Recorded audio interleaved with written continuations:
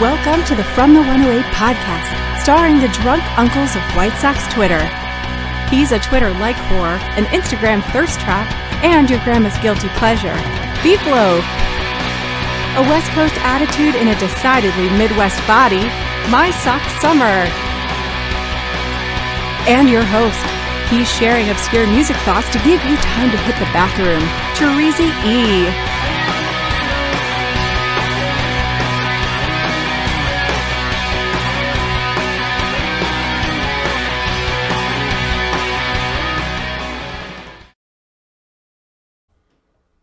Thank you, Currency, and welcome to From the 108 podcast. Get ready for some baseball, beer, and bullshit. And remember the drinking rules. If I, Beef Loaf, reference a meme or talk about my very well-regarded and popular podcast, The Au Jus, you drink. If My Sock Summer mentions his time on the West Coast or blames his kids for something, you drink. And if Terezi shows up in the comments and makes MSS appear dumb, not that that would be hard, or gets hashtag 108 trending again just because he damn well pleases, you drink. Also, you can make any of us shut the fuck up either of for us. 5 minutes. Yeah, I guess either one of us, right? Me or you will shut the fuck up for a fee that we'll get to in a second. You can also make us drink for $1.08 or more. Please I more. prefer the or more. Since we're going silent, if you want to do the silent treatment, we're going to do silent treatment only, and you're going to get MSS. You're going to shut me the fuck up. You're going to 5 minutes MSS for $33 for my man Scottie Pippen. One time only, though. We're only allowing this one time during the show. If someone wants to donate $33, we'll do 5 minutes for Pip, and then that's it. That sort of thing is cut off. My Sock Summer, I hate to be the one to ask this of you because I don't like to encourage this amongst people, but I have a very important question. Yeah. What are you drinking, my friend? Oh, my God. Right now, I'm having my taste, okay? Oh, okay. I'm having, I got an ice cube in there for a certain follower of ours with 5,000 in his name because I know he loves it. It's Smoke Wagon. I got the Smoke Wagon out of Las Vegas. Really good. I tried it without the ice, and I understand what Sammy is. Motherfucker, fuck. It fucking it does dilute the thing, but you know what? I like this better than heartburn. When we are done with this, I'm moving over to the Elijah Craig bottle. It is a rye whiskey. Our Irish friend Shane Spagnola gave me this bottle. I will be finishing that bottle tonight, I'm assuming. Potentially. I will say. I love your ambition right now. I goaded you last week to finish the bottle. I did. And you're like, I don't know. And then you did. You were like a total boss. You finished it. Now you're like, fuck it. I'll finish any half bottle I got going on. It doesn't matter. Wasn't even hungover the next day, which should be somewhat concerning, but it wasn't.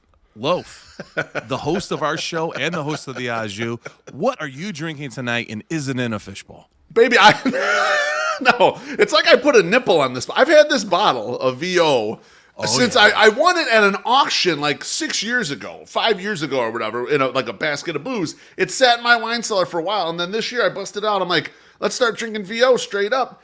And so I've been enjoying it. It's getting down to the end, so it's a little bit sad that's going away. Finish that but I bottle, got tasting glass and be enjoying it. I wanted to make sure I couldn't drink beer this week. It's just the two of us. Like I can't run to the bathroom and make you talk for 5 minutes while I go, and vice versa. We got to piss or shit ourselves. Like this is the mode we're in right now. So Terezi has an iron bladder. He doesn't have to go. So like when it's just him with someone else, it's fine. You can bail on him. But I don't want to do that to you, my friend. I just don't want to. That doesn't seem fair.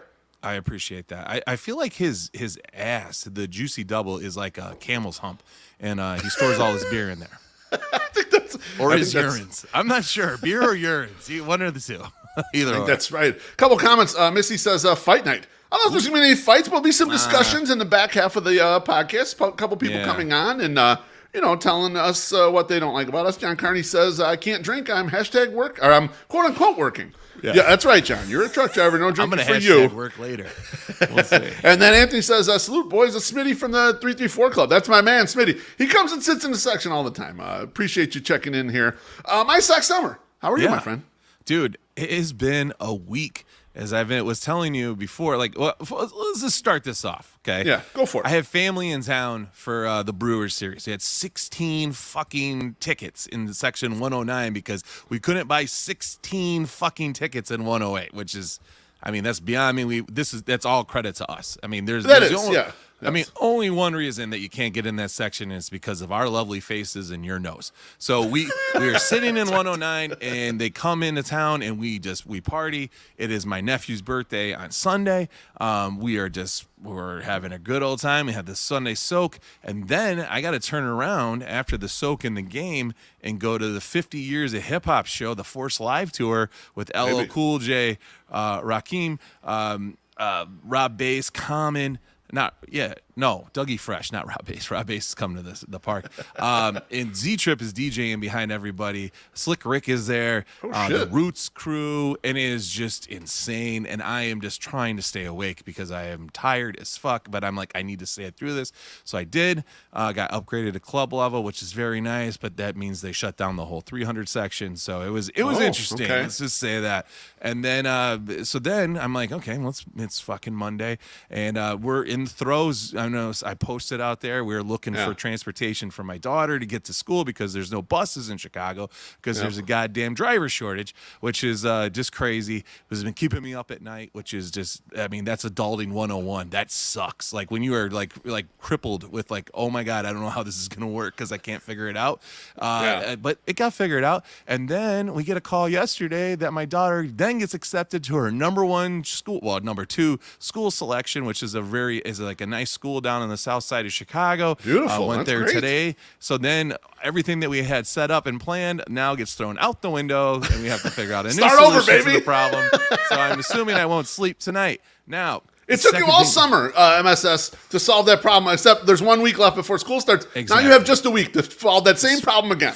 Figure this shit out, right? I love it. So now, an unexpected thing that happens, when you have, I'm sorry, Tuesday, I went to Ghost with Shy Rocks, Roxy, and then I went with Comic Punk. What's his real fucking name? What's his name? Comic book punk guy. I don't know. Whatever. God damn it. And sounds then good to me. we were and Billy DK. We were at the Ghost show amongst a bunch of 11 and 12-year-olds and then 50-year-olds. It was a very interesting mix of crowd. It was a fun time. Ghost killed it. It was a fun show. I understand why people really get into this. Don't understand why people paint their faces like him, but my God, it was fucking great. Comic punk guy, yeah, that's it. All right, thank you. They're murdering you right now in the comments, which I absolutely love. Christ. This is what we need on a night when it's just me and you, and we're going to be riffing MSS. We need the comments to just barrel us the entire night. Like, I want them after us the whole night. I already saw it's in there. They're ready for the second half of the show. Jen, who is a longtime 108 supporter, says, "I'm here for how Beef knows who everyone votes for when he puts them in the 108 tourney." Exactly. That's what I'm going to check next year. I'll check the voter registration. So anyway, do the Ghost thing. Sorry. Now that my daughter has been accepted into 2 schools, we did the shopping, the back to school shopping for this first school, and we have all that stuff ready to go. Yeah. Then when she gets accepted, we have to go redo the shopping again to get what the other kindergarten class wants. It's gone twice now. What's the resale market on the uniforms? MSS. What is it? Are you gonna crush it in eBay? Are you gonna crush it in eBay with the uniform that you got that you can't use anymore? No, I don't think so. Yeah, she doesn't have to wear a uniform now. What a bummer is, and I had this thought, right? And I didn't say it. I didn't broadcast it to my wife. I just was like, oh man, what if she gets picked for another school right before we got to go to this school, and now we have 19 fucking jumpers. Like she's never gonna wear this. Now you can say no. You can always say no to the number 1 choice. You probably won't because you're on number 2. So if you get number 1, you're probably gonna say yes. So I see it. No. Once you accepted 1 selective enrollment, like you can't. You're done. You can't cut out. Okay. But we might have checked and there was like no way we're getting in the other one, so we're good. And not that that's legal or anything, but we made sure. So anyway, while we going to back school shopping, we have gone to Walmart because Walmart, to me, seems like the best place to go because it's the biggest, right? And like probably have the most stuff. Okay. I'm probably going to be able to find everything I need. Not true, especially not the Orland Park, one down there, Walmart, because they didn't have fucking folders. There was an entire aisle that had folders. Like 3 shelves for folders. They are all gone. All gone, Loaf.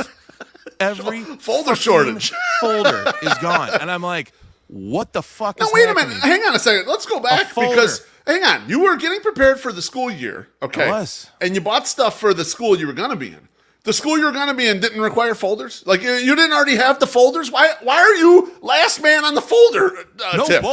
both require folders. No, that's what I'm saying. Why didn't you have folders already, motherfucker? Why are you waiting until the last second for the folders? Listen, should I throw under the bus or should I not throw under the bus? Well, I mean, it's up to you. I would not because I think it's funnier that it's your fault. I was told, is it okay? Because it was cleared with the girls. Yeah. Is it okay if we go on Amazon and order this stuff and then we just have it shipped to the house?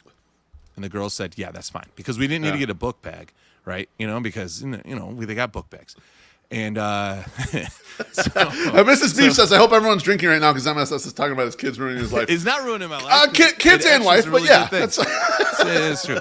I was like, well, when are we going to order these supplies? Because it's fucking Tuesday. And they go to school next Monday.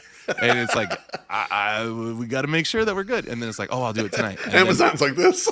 And then it didn't get Good done. luck on folders, motherfucker. I'm like, all right, well, we're going to Walmart because we had to go down to Orland anyway for some other business. And then we did that, and then whatever. So it doesn't matter.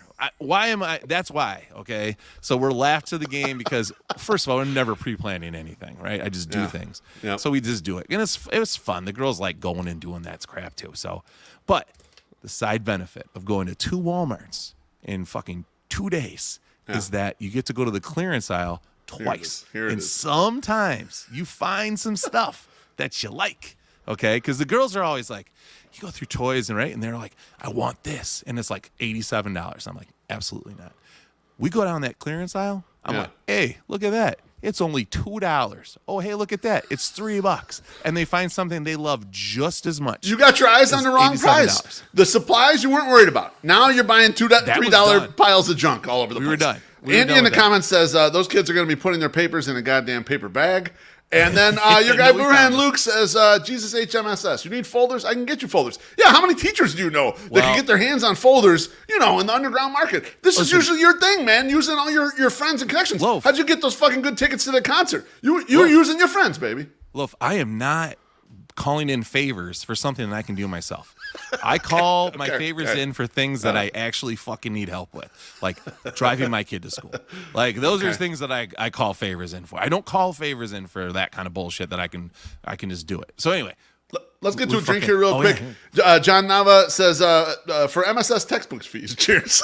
Thank you, John. Appreciate that. That's great. That's he thing. can use it actually for the $3 worth of junk that he bought at the Walmart. The one school is like $75 fees. The new school's $200 fees. I'm like, okay, that's still fine, man, because it's way less than the Catholic education I was paying. Of course. Yeah. So, I wasn't paying for it, but you know what I'm talking about. I get you. I hear you. So anyway, going for the clearance aisle, girls get like this little rock tumbler thing, to make some jewelry. The little one gets scented markers with some coloring. She's into that, right? She wants the coloring books and wants the scented stuff. Comes home making pictures for everybody. She's happy as hell. Yeah. Now, today, it's my time to shine. We're walking down this fucking clearance aisle, and I had to do a double take. I had to do a goddamn double take, and it makes me mad that your brother's not here to enjoy this too, because he would probably enjoy it. But I fucking found something. It was under $10. It was under fucking $7. It was only $6. Yeah. A goddamn Predator figure. You kidding me? See, this is it. Look at this thing. Look at this thing. Now you're thinking, what do you need a Predator figure for? What don't I need a Predator figure for? Right? I can put this up in the background. No big deal. $6, dude. Brand new in the box. I was like, it must not work or it's missing something. Guys, look at this. Look at this. It looks good.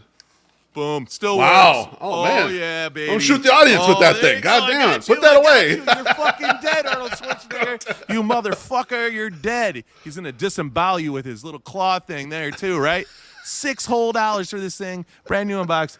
Goes for $20 shipped. On the eBay. It probably cost me $14 to ship it. I would not make any money. So guess what? We're going to open and play with this motherfucker. So attaboy. Even got his little helmet right there, so I can put him back in there. Got the dreads. I mean, he's got a little action where his head goes, this is good shit. So, and I also got something else, but it wasn't in the clearance aisle. But maybe we'll save that for another day because we're 15 minutes in. It's okay.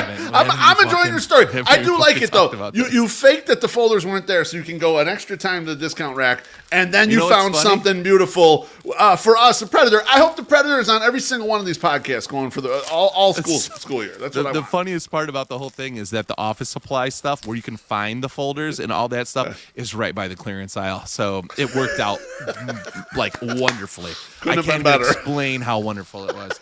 And this guy came in the mail today. Bobby Bonilla rookie card. That. Fucking Beautiful. PSA graded 8, number 8. It's an 8. I fucking paid, I think, $5 to have this shipped to my house. So it's fucking wonderful. Very nice. So, Loaf, how are you doing?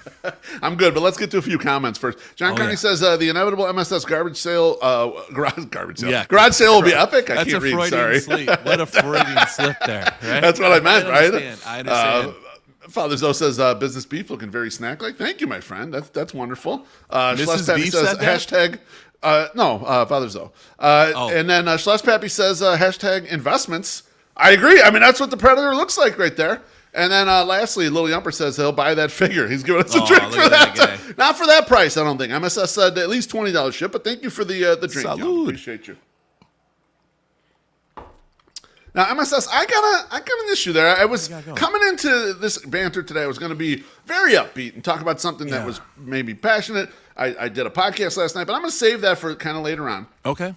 Because I happened to be flipping through the internets, and I saw something that pissed me off immensely. I can't believe it's back in the news again. My man, Scottie Pippen. Okay. Not directly him, but this is from the New York Post. It says, Marcus Jordan, Larsa Pippen, stunningly announced wedding in the works. Read this article for you. It says, another ring for the Jordan and Pippen families, ? Marcus Jordan, the son of NBA legend Michael Jordan, said he and his girlfriend Larsa Pippen, the ex-wife of Jordan's former Bulls teammate Scottie Pippen, have a wedding date in the works. Marcus, 32, teased the couple's apparent future nuptials to TMZ while leaving dinner with Larsa, 49, in West Hollywood on Wednesday. We're looking for a location, Marcus said when asked about the possibility of a marriage happening between the two couples. You know what? I told my man Scott Lewis when I had him on the Ajou, is we're both big Pippen lovers. I told him I want Pippen to go scorch fucking earth on this Jordan shit. And you know what? Marcus Jordan's just helping me because Pippen's going to get madder and madder about this bullshit. I don't understand the approach here. I mean, like, to me, MSS, tell me if I'm wrong. Marcus Jordan, he's basically Billy Madison. That's what he feels like here. Like anyone, a guy like that. So first off is the age difference, okay? Yeah. He's 32. She's pushing 50 years old, okay? That's a little strange. 49. It's a little strange, especially when you grew up affluent and like your dad's one of the richest and most popular people on earth. You would think you're probably not needing to shoot like a couple decades above your age level, okay? She's been a passed around kind of NBA wife. That seems like kids his age could do a little better than that. Is it like he's grinding his dad's old axe? Is he George W. Bush going after Saddam Hussein here? Like, I'm wondering like what the problem is with Marcus Jordan. Why is he obsessed like this? He's the George W. Bush of the NWA or NBA. Nothing against Larsa. She's a beautiful woman, but like, this is bizarre. There's something weird going on here. And I hope that Pippen stays on their asses because I do not want people to forget what a fucking prick Jordan was. What a fucking prick Phil Jackson was. And he's been out there saying he's one of the last ones left. So I don't. What do you think about this, MSS? You think I'm off base on some of these things? No, I don't. And you're right. Like, why is Marcus like? I mean, why are you gonna go tap something that's already been tapped? Like, you got unlimited resources, and you can probably do whatever you want. Like, his dad did. Why can't he? So, like, go out there and have some fun. And you don't need to be. But I did really like the. I like the comparison to George W. Bush. He tried to kill my dad. Exactly. He talked shit about my father. So now I got to get even. Fuck his ex-wife. That's interesting. I don't get it. I wonder who Jeffrey Jordan dates. His other son. Because he went to U of I and played, was a walk-on. Apparently no former teammates' ex-wives. Not that I've heard of, at least. I don't know, but not that I've heard of. Maybe he's got Stacey King's old lady somewhere. Who knows? I don't know. But, tough to tell. But why? That just doesn't make any. Yeah, man, it's just weird, man. It's weird, but maybe it's that good. Maybe she's got all the stuff that the boys want to go to. Maybe she's got the milkshake that brings all the boys to the yard. I don't know. I'm not sure. I've never been there. I'm unfamiliar with her game. She's almost 50. Some women. I'm not being ageist. I'm 45. I like a woman that's almost 50. That's fine. He's 32 though. He's a young man. Like I don't know. That's where it's weird. Like I'm not trying to be ageist, but it just seems weird to me. I don't know. I mean, I know people that dated older women before, and they seem to enjoy themselves, and they seem to be very happy.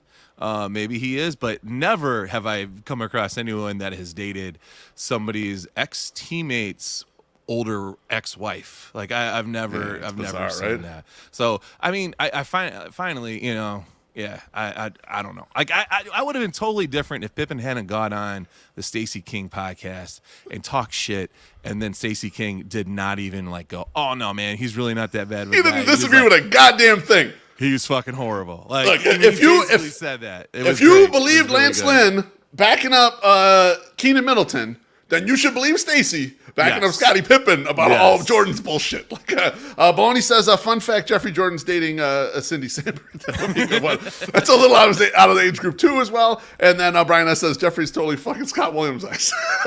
I should look up all these guys' ex-wives just so I can get this. We have a fuck ton of drinks to get to right now. I apologize. We got way behind because I'm just fuming, though, MSS. Treasy's not here, and they're tipping like motherfuckers. Look at that. Maybe new scene. I'm pissed, man. I can't believe they're dogging Scottie like this again. And fucking Marcus, man, what a prick. You know what? I've been a big Jordan fan, but his kids are ruining it for me, man. His son, exactly, is ruining it for me. I'm going to find ways to publicly. In fact, this is what Scottie should do. Scottie should talk stories about when, Marcus shit his pants when he was a little kid. Bring out all that bullshit.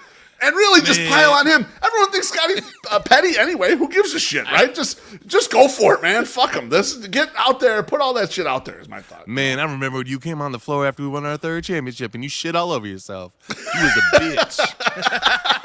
You drank that milkshake too fast, you shit your pants. You remember that? Remember that one time you ate all those M&Ms and then you puked all over yourself? It was hilarious.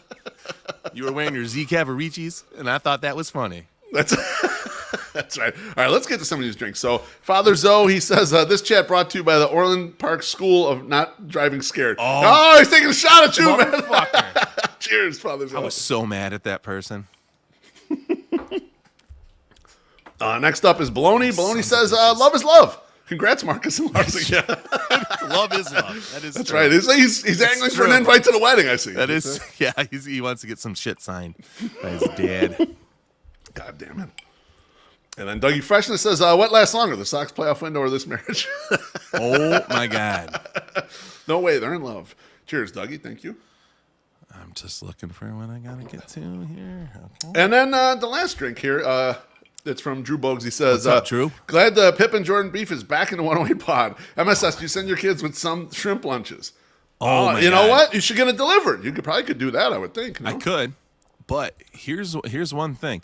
If you go to Chicago public schools, which like both my daughters do, on the south side of Chicago, I just want to remind everybody, you get free lunches. In Chicago public schools across the entire city, you get free lunch. So in an effort to make my kids try and eat something every different, like all the time, they can fucking eat CPS fucking lunches every day. And they do a very good job.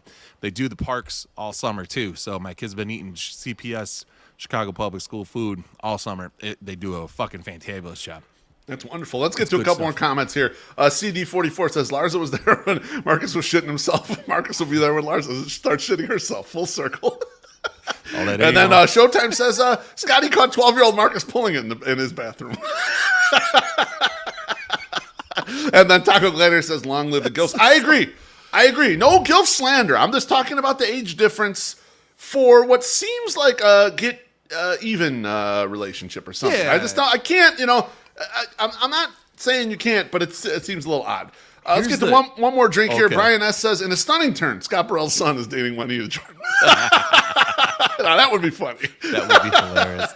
I would, I got to check out what she looks like, but I'm sure that she's probably okay. Juanita? It would be hilarious, though, if Michael was demanding that Marcus do this. He's like, Marcus, you owe me. Maybe he caught him doing something he wasn't supposed to do. Maybe he bailed him out of like a murder or something. Who knows? You want to stay in the will? You want to stay in the will? Like, You hey, do listen, this is what I need you to do for me. I need you to date Scottie Pippen's ex-wife. And he's like, what?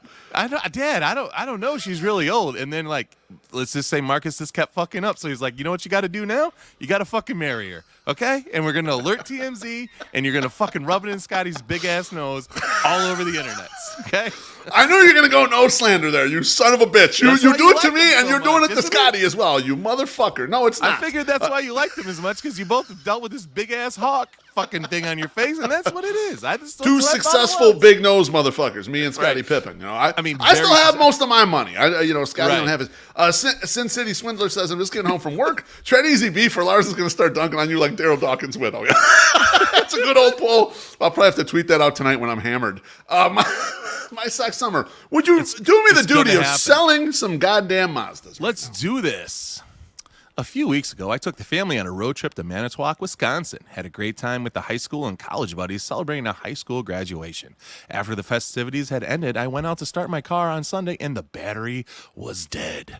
That's when I found out that heat plays a huge role in your car battery's health. It's not just about air temperature. Hot summer temps drive up the heat under the hood and accelerate the onset of battery failure. As a result, many motorists wind up stuck along the roadside in the summer. AAA reports that it responded to 2 million battery-related service calls in the summer of 2022. Your genuine Mazda battery is a key component in your vehicle's overall reliability and performance. For peace of mind, come in today and have one of our technicians install a new genuine Mazda battery. And I said it wrong again. Don't wait until it's too late. Get a new battery installed at Mazda of Orland Park for 10% off from now until August 31st, which is coming up very quickly, so you better get down there. That's a great deal on something you're going to need before winter anyways. Give 888-444-3200 and book that appointment today. Whether you're from the Chicagoland area, Northwest Indiana, or Southeast Wisconsin, they would love to have you visit and test drive a Mazda today. Mazda of Orland Park, home of the Zoom Zoom Nation. 8910 West 159th Street, Orland Park. 708-444-3200. Zoom Zoom. I'm going to go right into that for you, buddy. I love it. I appreciate that. I appreciate you hitting that for me. We haven't used that one in, I don't think, ever. It's a good-looking image, too. Well, absolutely. It's because Treasy sucks, and he never uses it. He's like, I want to continue to make everyone think that Jeff Muggs is the best graphic designer that's done any work for the 108. You see, I knew it was going to be something and I'm going to just there. not use the good ones because I'm a big, old-looking prick. I don't think I've slandered him. Yeah, let's get to the White Sox talk. First, we get a few comments before we dive in there. Holy first, shit. Comment number one is from me. I can't believe you've slandered Treasy before I have tonight. That's very good. I appreciate that. Jerry Sullivan says, did Juanita meet him at the last Bennigan's? Yeah, quite possibly. Mike Prez with a drink. He says, whose wife is Benny the Bull fucking? I'll say Dave Corzine. That's my choice there. Thank you, Prez. Man. You remember when I remember telling you I found that Dave Corzine camp shirt that was autographed by Dave Corzine, and I was gonna buy it, but they wanted like $22 for it, and I was like, "Get the fuck out of here with this Dave Corzine, fucking $22. Get the fuck out." That's ridiculous. And then the last one, Taco Gladiator says, "So you can tell Treasy is riot control during the podcast." Yeah, the podcast has a little different tone when I'm hosting and it's just me and MSS. It sounds exactly like it would sound if we were on my deck right now, getting incredibly fucking hammered. Totally true. The drinks keep coming through. Gerald Sullivan says, laugh my ass off. Friendly reminder that Scotty and Beef, both former varsity athletes. Thank you, Jerry. That's correct. My sock summer doesn't have to make us a varsity athlete. I did, so thank you. I did not. I was not part of varsity sports, no. All right, let's get into the White Sox. First, I want to talk about the Milwaukee Brewers series, which happened over the weekend. One note that I put out there on Twitter, my sock summer, and I think it's more for the olds than the youngs, but I cannot stand any Wisconsin teams whatsoever. And the reason is because these were natural rivals when we were younger people. We're talking about the Bulls. The Bucks were a big rival way back when. Obviously, Bears-Packers, that one's still sticking along today. The Brewers used to be a rival of the White Sox. They weren't in the same division, but they were rivals. And when they would come and visit, Treasy and I wrote a blog about a game we went to when we were like 10 years old with my dad. And my dad and his work friends almost got in a huge fight with the Brewers fans, and they were telling each other to fuck each other all through the whole game. It was just a lot of fun, you know. So that's good stuff. Baseball is a regional sport, and so going into this past weekend, we had the two most important series for me left on the calendar. Regional rival there with Milwaukee, and then you got Cubs Sox. Cubs Sox is always big. Yep. I don't care. A lot of people like the Cubs aren't a rival, whatever.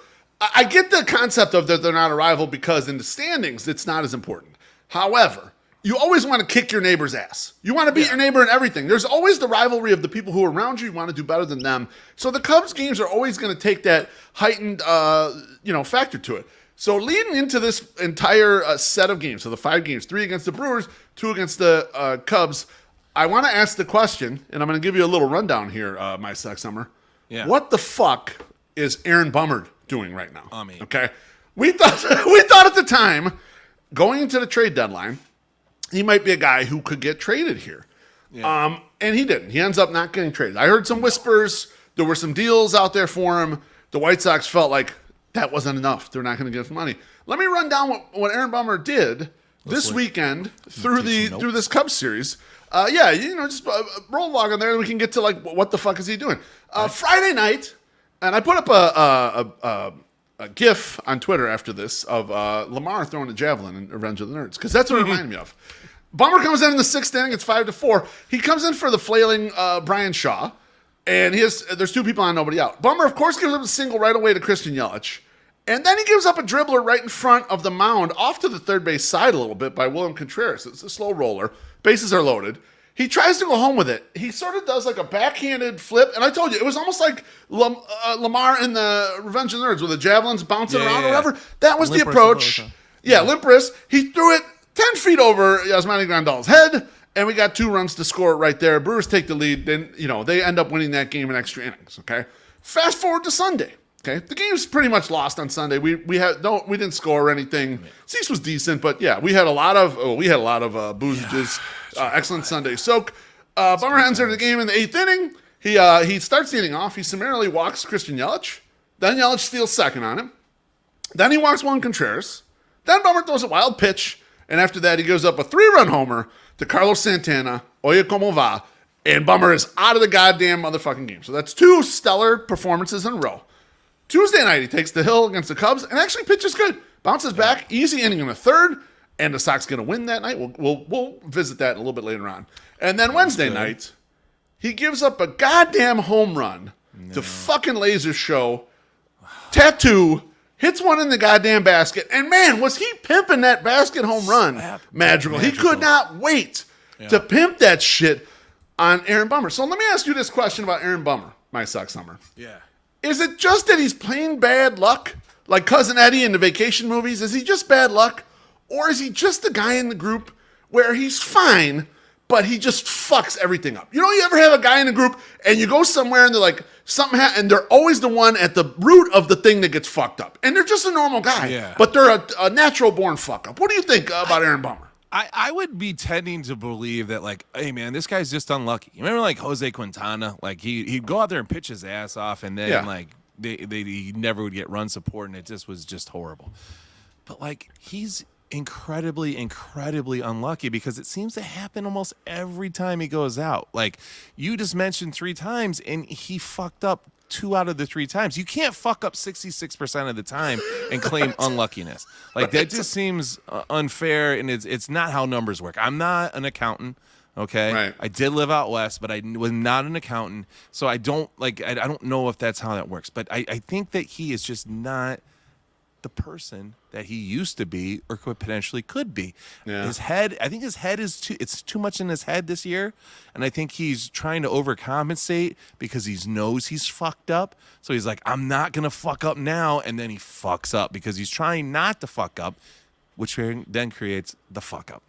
Yeah, and it's all weird stuff. Like, people will point to, well, the Sox have a bad defense. He throws a lot of ground balls, and some of it is just that, right? Sometimes. But all the stuff we just talked about, he threw the ball away himself. He's the one who fucked up and threw it over there, right? He's the one who walked 2 guys, wild pitch. I understand the home run he gave, which was the first home run he gave all year, was the Carlos Santana, was on a tough pitch to hit a home run on.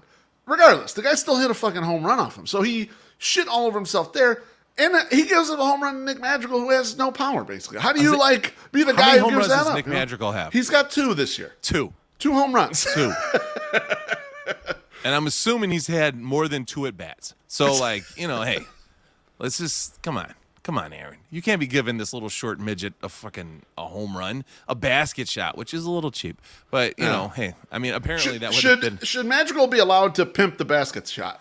I was thinking about this when it was happening because I was like, the basket shot is a little bit of a lucky home run. And don't get me wrong, I love the basket. I think it's a good, I think it's a cool thing. It's not happening to you. As long as it doesn't happen to you, it's really cool. Other short guy, White Sox Dave, put that up. He's like, did he just pimp that home run or just pimp that basket shot? He did. And I really liked my answer, and I said he swung so hard he levitated. And then it wasn't even him jumping and pimping it. He used all the power that was in his might, and he went up. That was probably the first magical at bat I had seen all season. He still looks nervous as fuck every time he goes up there. He doesn't know what he's doing. He's just like, and you're just like, get out of your fucking head. But that's just his face. That's just his face. Some people have resting bitch face. He just has very confused look on my face.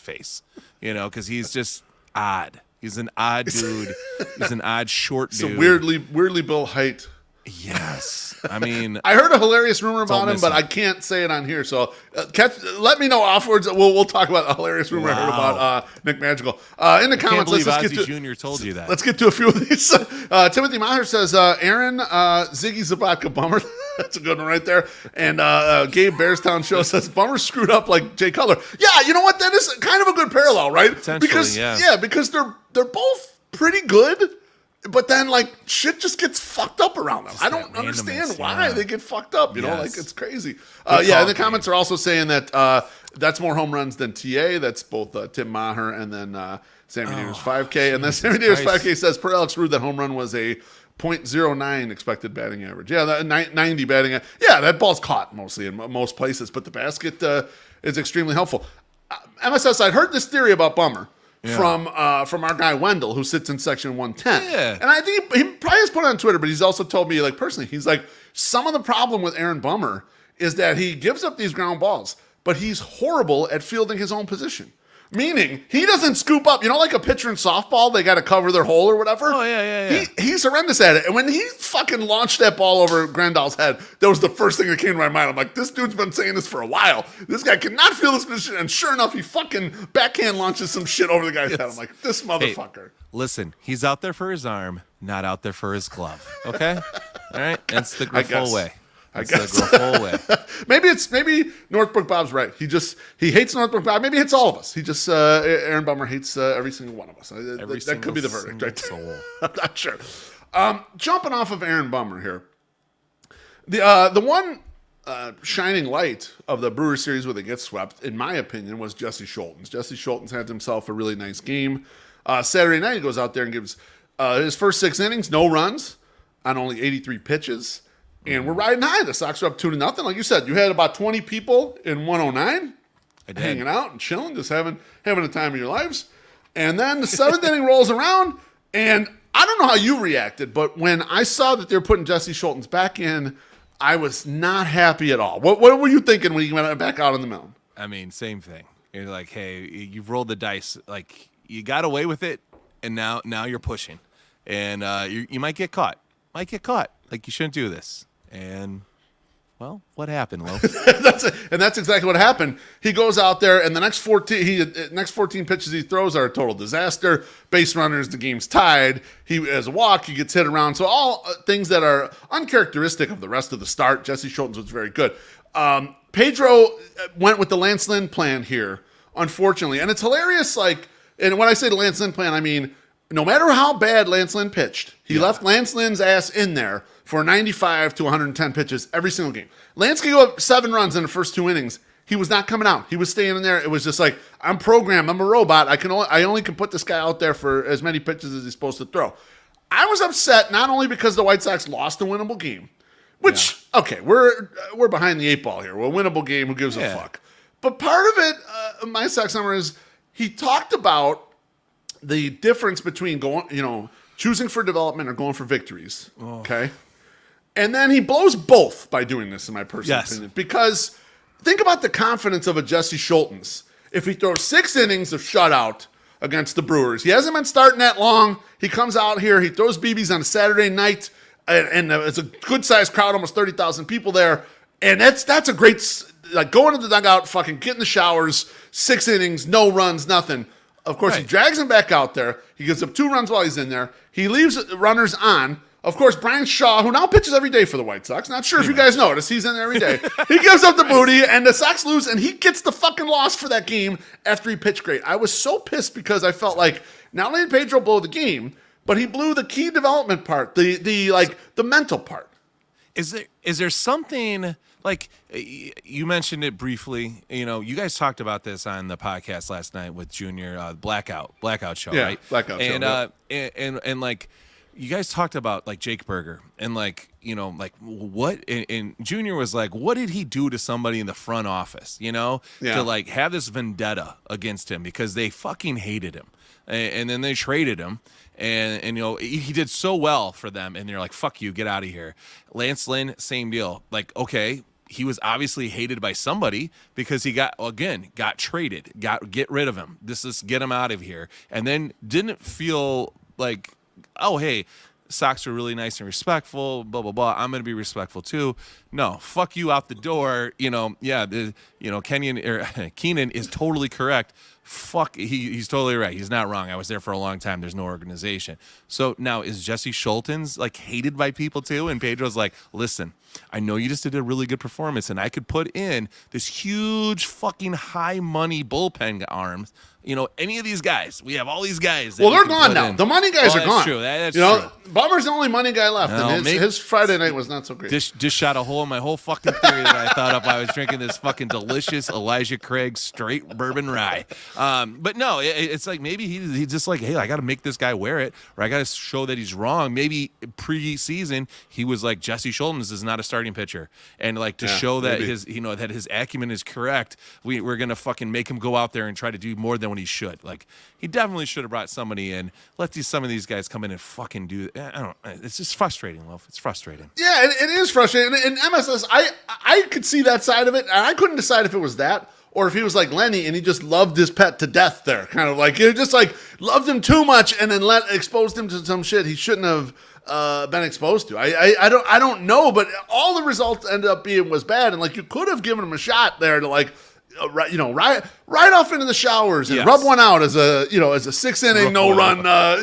starting pitcher there. A couple comments here. CD44 says, point of the season, excited about a losing start for a 29-year-old rookie. Oh boy, yeah, that's where we're at. All right, this is where the White Sox are at. I'm sorry, if that series that gets swept over the weekend, that was the highlight for me. That's all I got right there. And then John Carney says, Tom Verducci torched Pedro for leaving Schultens in for the 7th on the broadcast beef. Oh, that makes me feel good. I was thinking the same thing in the stands. So okay, first of all, Sammy and Baloney, fuck you. Okay, I looked at my bottle and I fucking looked at it wrong. Kentucky straight rye whiskey. I'm sorry. I said bourbon. I should have said whiskey. I'm so the bourbon nerds.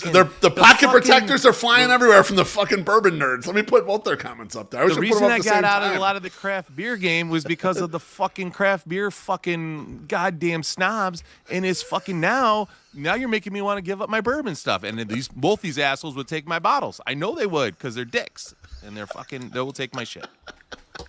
You guys suck. I love Be it. Nice to me. I'm working quick here. Okay, I'm working quick. I don't want to make Loaf talk the entire show. Okay, I'm just trying to get in here.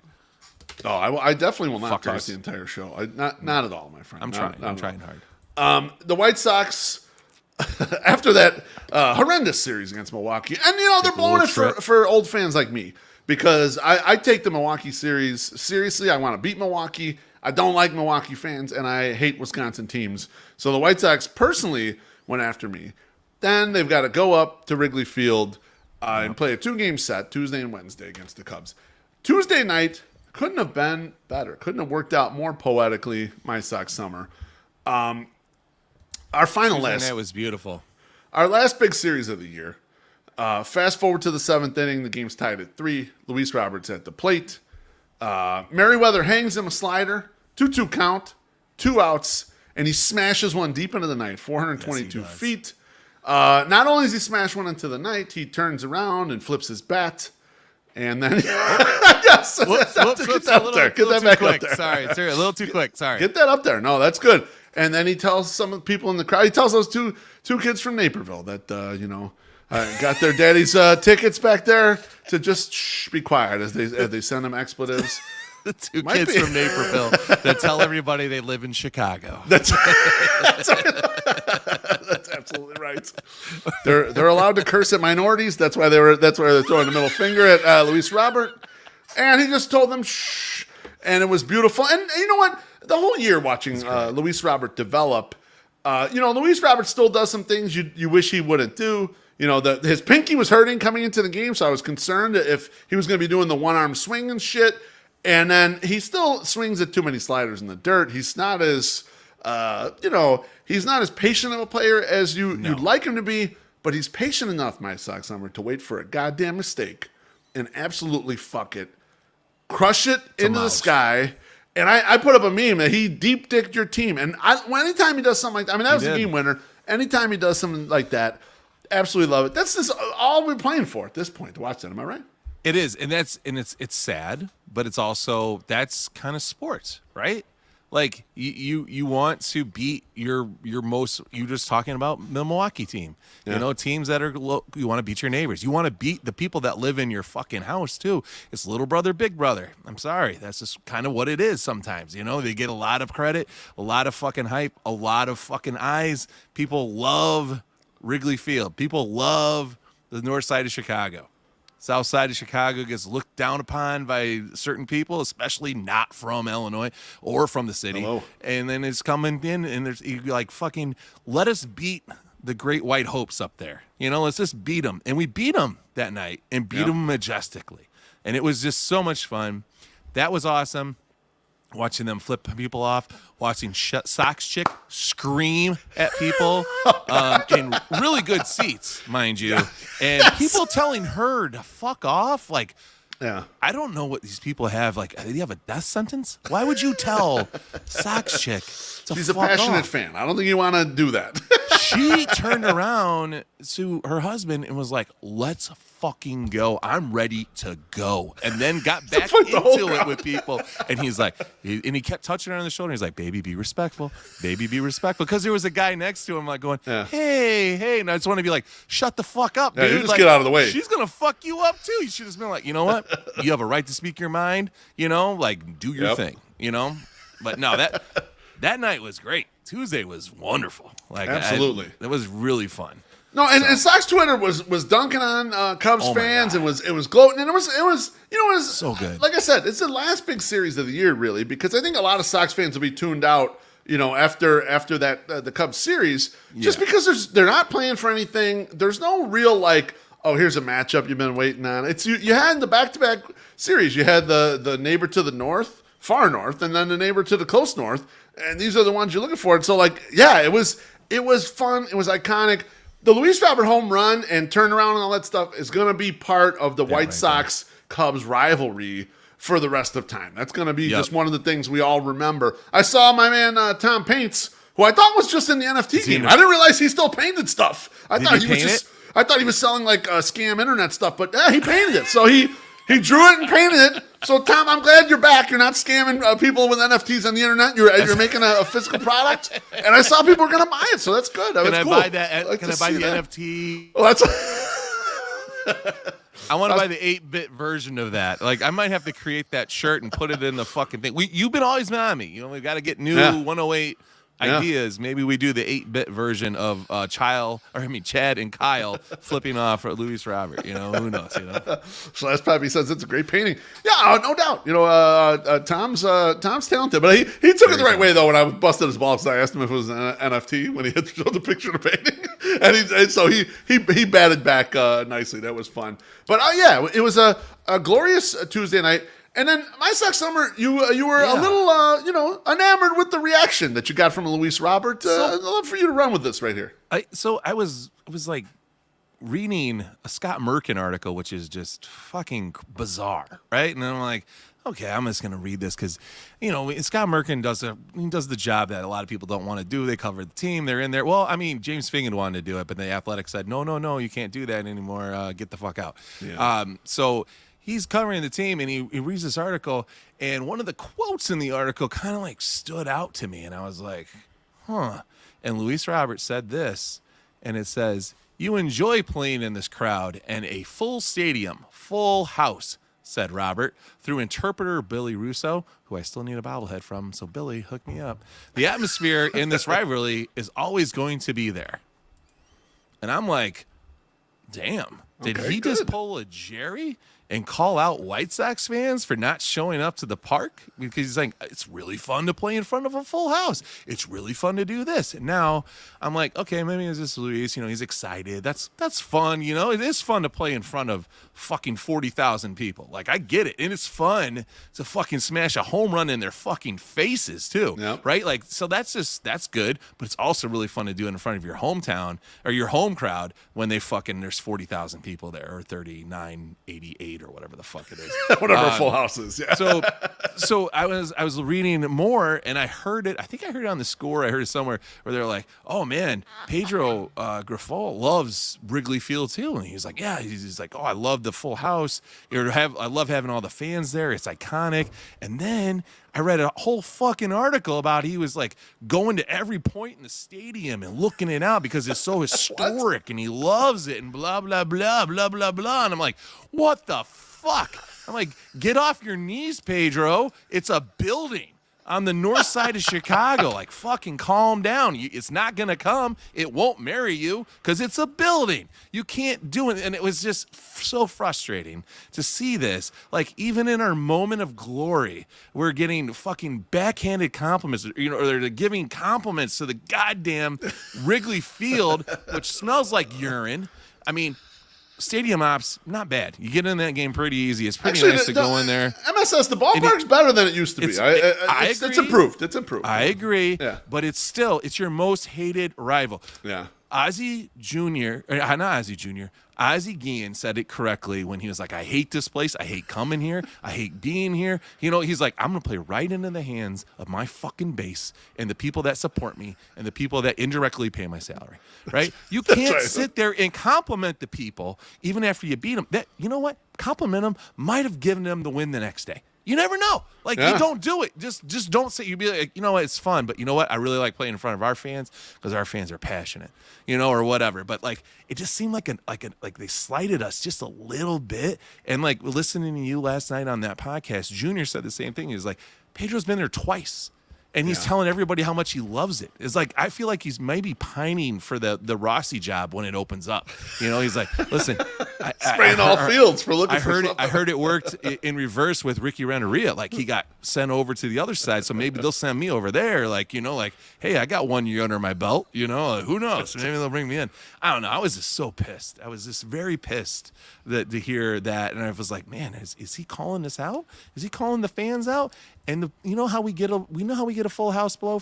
How do we get a full house on the south side? Win. You fucking win. Win. Okay?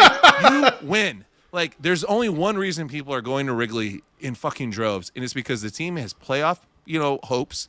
They're potentially gonna get there. They could. I mean, they might win their division. Who knows? Yeah. It could totally fucking happen, and that's what keeps fans coming in. They don't come in when guys don't seem to be winning. So, like, if you don't get the winning cures, fucking everything. So if you want a full house, Luis, you get your boys on that team to fucking start winning goddamn baseball games, because that is what will fucking happen. And Luis has been doing his part. But I agree with you, MSS. Let me pull up a comment here. It says, Andy says, you got to respect those streamlined security gates, though. Yeah, the speed to get in the ballpark is good. And I do think it's much improved. There used to be a time when you go to Wrigley where Wrigley was kind of a dump. It's not a dump anymore, but it's an old ballpark. I want to pull up the Luis quote just one more time. Sure. He says with his last quote there, he says, "The atmosphere in this rivalry is always going to be there." I almost took this as, hey, I'm up for these games. I don't care if we're 20-something games under 500.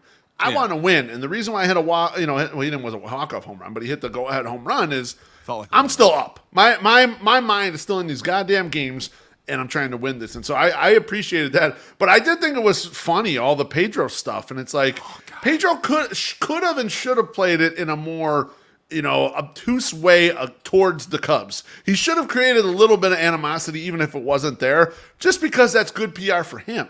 he hasn't been a guy who has really spoken to the audience. And Ozzie Jr. and I were talking about this in the Blackout show. Is like he's a little too milquetoast. You can't even read really what he is. No. It's almost like the opening press conference, and I put it in the blog back in November. He was too polished. And Ozzie Jr. said the same thing. And it's like, we're not getting into his personality. We don't even know who this guy is. And like, it would have been cool if he would have like shaded them a little bit instead of like playing Mr. Nice Guy, like you're saying. Like it turns me off to hear that. I understand the aesthetic, right?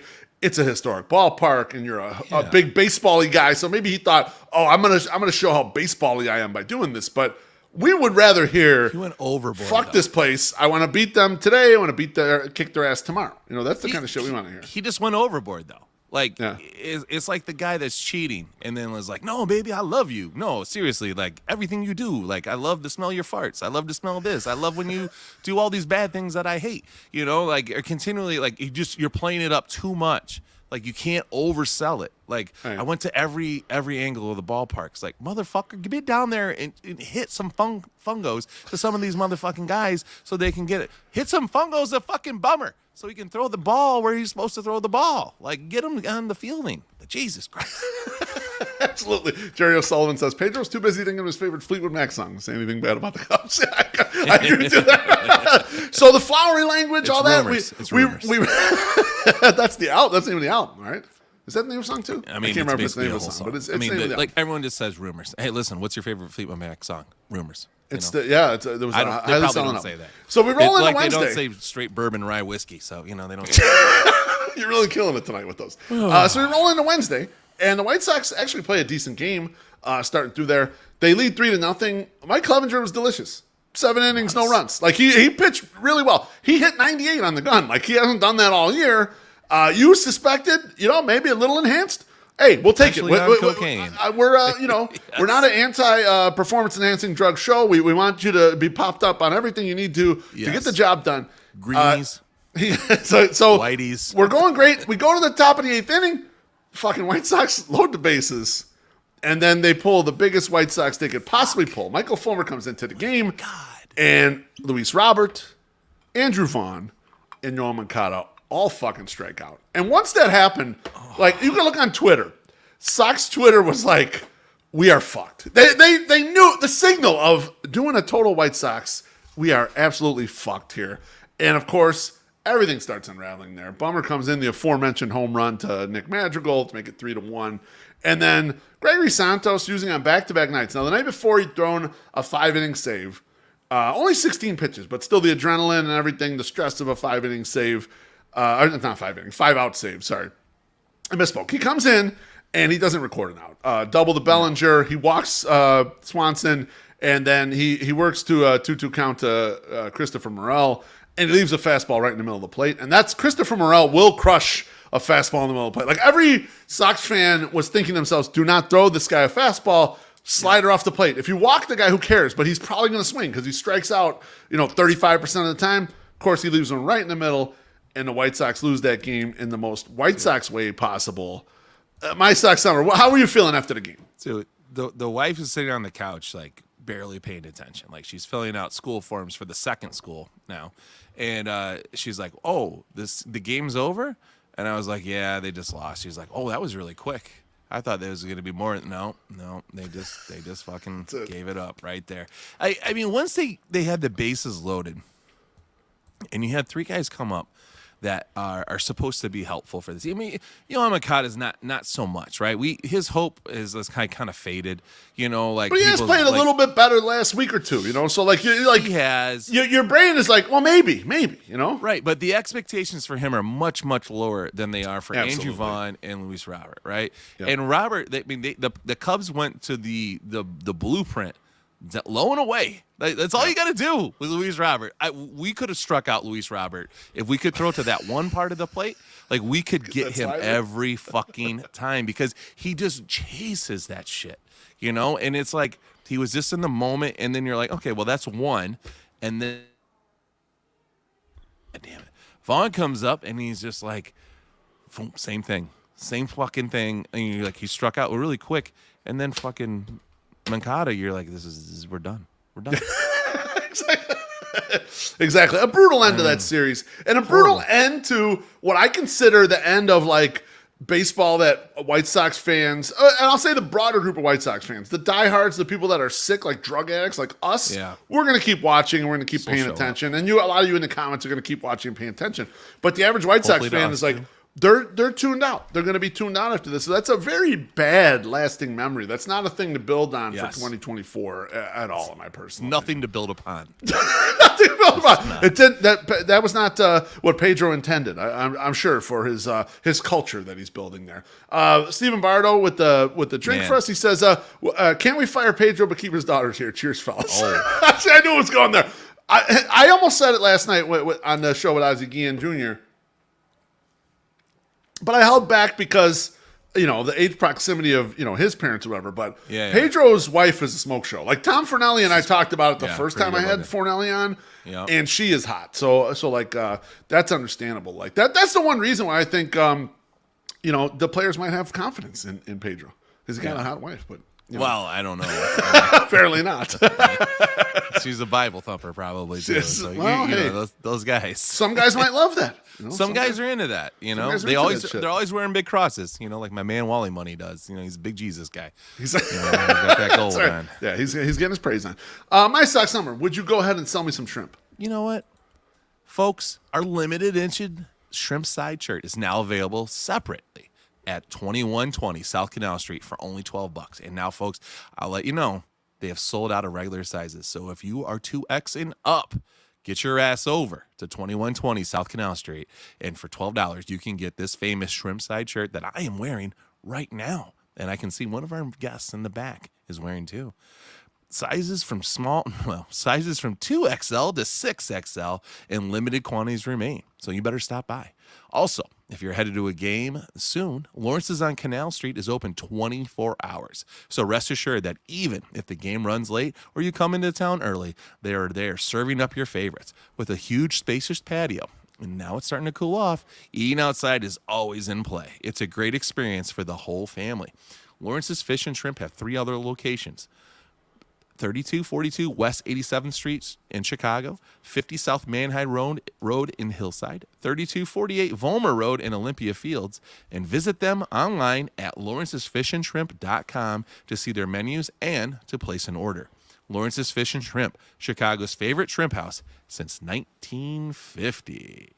Beautiful, my Sox. Let's get to a couple of comments real quick. Let's do it. Mike Press says Christian chicks are by far the freakiest. Allegedly, we'll put allegedly on that. We're not going to say that. And then Celeste Pevy says, "Be careful, you're validating your Republican haters." I'm not. I went to I went to 16 years of Catholic school, my friend. Okay, don't you. I've been through all that stuff, so don't even worry. I about did it, not. So. No. I went to public school. All right, so second half of the show. I know a lot of you have been waiting for this stuff to come up. My Sox Summer, you put out a beautiful video and asked people to come on this show. I did. And share their beefs with us. It was something that you actually thought up, I feel like. You were like, hey. We were spitballing in the hot tub a little bit. Well, listen, I'm going to give you credit. You take credit for everything. Let me give you credit for this one because I'm going to give you, I think you did this more. You were like, hey, you know what I'm thinking we're going to do? We're going to invite people on that have a problem with us, onto the show, and then we'll just debate them and talk to them. And I was like, that's a fucking great idea. And I get that Frank the Tank look, and I'm like, here's what we'll do. We're like, do you or someone have a problem with anyone from the 108? And we're like, we then we start spitballing it, and we get it all there. And it's a great idea. I was just disappointed that some of the most vocal motherfuckers that don't like us didn't sack up. And we're like, all right, I'm going to do this. Here I come. I'm going to come tell you what I think. They don't want to do it because you know what? Because you're a pussy. I'm sorry. Someone had to say it, and it had to be me. I mean, not everyone is cut out. Our guy, Slim Mick, every fucking Monday or Tuesday, when he finally gets around to finishing the 108 podcast that we record live on fucking Thursday at fucking 8 p.m., live on the YouTubes, he starts, it's just like clockwork. It's like, man, MSS is he fucking fucked up how you say genuine. This you fucking why is it doing, man? I mean, it's like you could set a clock to it. Yeah. It's just gonna be beat me up. And I sent him a tweet, or I sent him a message. I was like, dude, why don't you come on the show fucking Thursday and fucking list out all these fucking problems you have? And he's like, nah, man, I'm busy. I got to go play softball for the 1800th time this fucking week. No, he blamed the Mexicans. He said the brothers, they banned me from the show. Well, motherfucker, I put him on 3 things. Like, what do you mean? Well, banned me from the show. He tried to blame all his problems on Mexicans. That's what he tries to do. I'm not letting him do it, all right? I'm not letting him do it here. You're absolutely right. That's right. Let me get to one drink before we add the first person here. All right. Jen says, I'll pay for MSS to do a pod in those voices. Yes. We should have you do voices some night. That would be great. Yeah, you want to get canceled too, or what? No Kenny Williams voice. We're not going that way. Sam Massaro says, "Where's Treasy?" Treasy is actually on a work trip right now. Yes, so he's overseas. It's probably the middle of the night. So if any of you have his phone number, call him right now. See if you can wake him up. I recommend you call him right now. So let's get to our first guest. We're gonna go with let's go with Aloha Mr. Hands. You want to put the graphic up first before we bring him in? My Sock Summer. Yeah. So Aloha Mr. Hands says, "I have major beef with my guy, My Sock Summer." Now, very detailed. I mean, we all know what he's talking about. Come on. Oh, my God. Hey, guys. We can't. It is Thursday. You know, this is a little Friday. Like, appreciate that. Slam it. Listen, are you just doing regular Jack, or is that like the goods Jack? Is that the good Jack? No, Jack? this is regular Jack. But okay. I do have a Michter's Chaser next to me. Oh, look at you.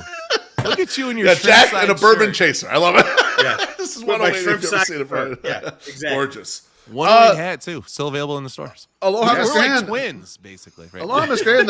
You were vague on the internet, and I yelled at you for that. But now the floor is yours. I want you to go ahead and hammer MSS, if you will. Do we have a 2-minute timer? No, he's just going. I'll stop the fight. I'll stop the fight. We need to go. All right. So recently, MSS wrote out a blog about why he is renewing as a season ticket holder. I read it. I got a lot of issues with this. First, how in the world can anyone justify giving this shit show of an organization any kind of fucking money?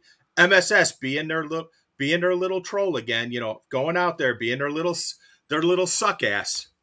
Second, suck ass. Rick Hahn, of all people, needs to have his George Costanza moment because everything he has said is wrong. So obviously, if he did the fucking opposite, everything would be right.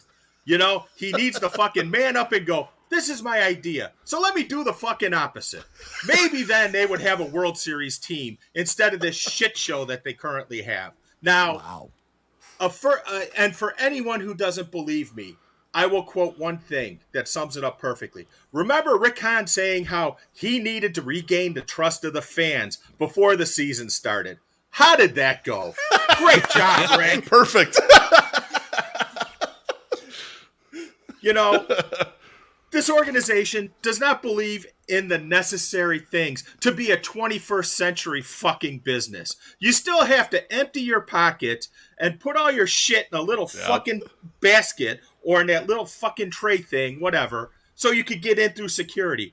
Every other ballpark, even one that opened in 1912, has security so you could fucking walk through without having to empty your pockets. Maybe, just maybe, things wouldn't be so bad to get into the fucking place if they got into the 21st century with their fucking technology. Again, here comes MSS getting ready to defend them. There he goes. Trying to put you see how he got puffy? You see how he got puffy? Aloha, Mr. Hand? Oh, yeah. He's ready to go. Yeah. Well, trying to get my posture right.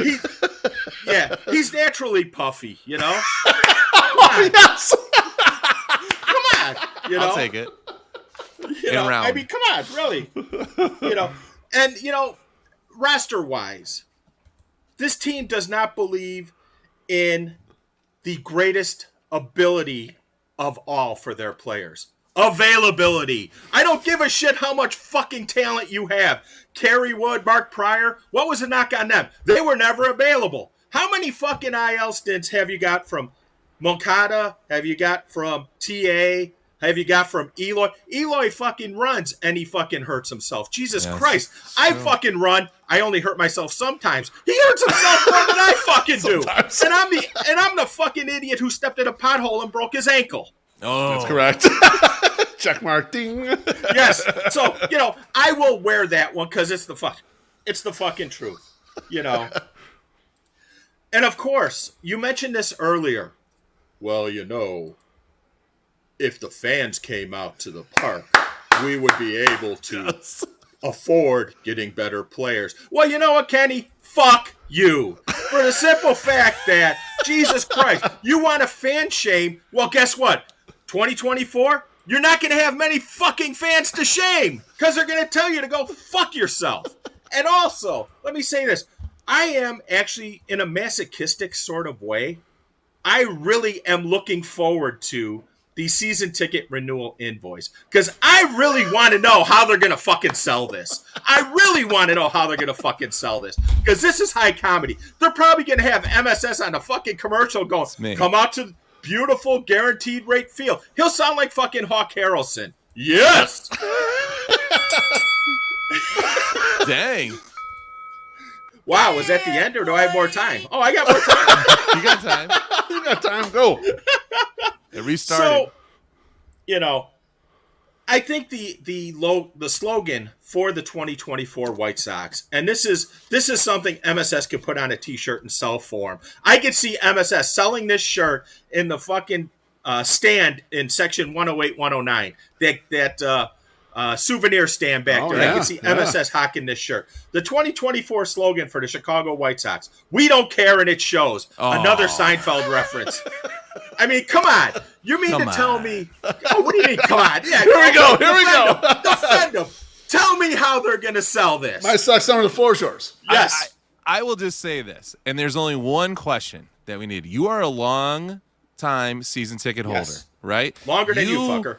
You sit out. Yes, well, definitely according to my pin. Yes, for sure. Only 4 years. Well, I'm only a 3-year guy. And again, that brings up something else. Listen. And again, for the I don't care and it shows, they can't get the fucking pins right.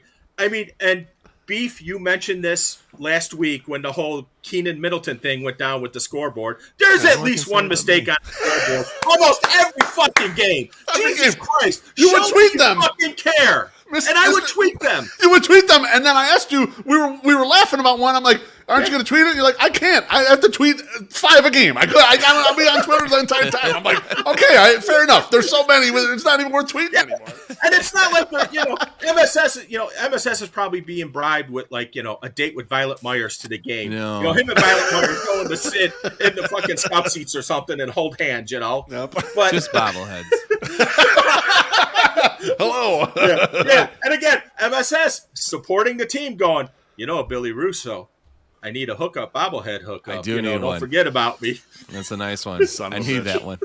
Thank you, Mr. Hand. So, I want MSS to defend himself here. That's what I want him to. I want him to bounce back here. Now listen, right. It's not your fault that you can't 100%. Just love the chugging straight from the bottle. He's getting ready for his retort. Makes it move. Liquid courage. I love all this. I love that you are doing this, but yet you're a longtime season holder. You've been there for forever.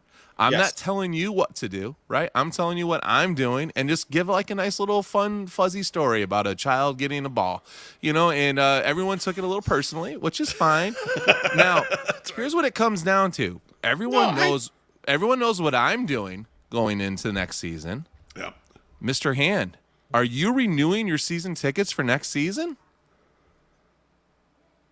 And, it's been a long, complicated decision. And, I decided that I am going to renew. And you know why? And you know why? So I am going to renew for a couple of reasons. One, so I can sit there and tell them how fucking shitty their product is. I will be wearing my Sell the Team shirt. I will be wearing, Sell the Team from Barstool Sports. I will be wearing my Jerry Clown Nose shirt, courtesy of the Bourbon Bums. And I will be sitting there, and I'm going to get a banner made saying "Sell the fucking team," and I'm going to post odds on when we get the Kenny Williams fan shaming, point about, if there's more people in the park, we can go out and get better players. That's what the fucking minor leagues are for, you fucking idiots. And also, another Rick Hahn lie. Another Rick Hahn lie. Or if he did the opposite of what he said. How's that pipeline of continual talent looking? Yeah, exactly.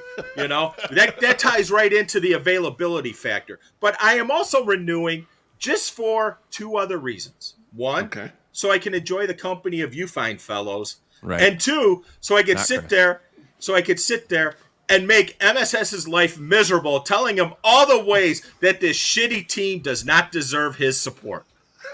It would not be the same without you or Wally back then. Clearly, Teresi not being here has not put a blip in the show whatsoever, so he can be gone, and it's probably. Well, I'm going to call Teresi when we'll I'm take done. you. Yeah, give him a call. Give him a ring. Yeah, I'm going to give him a ring.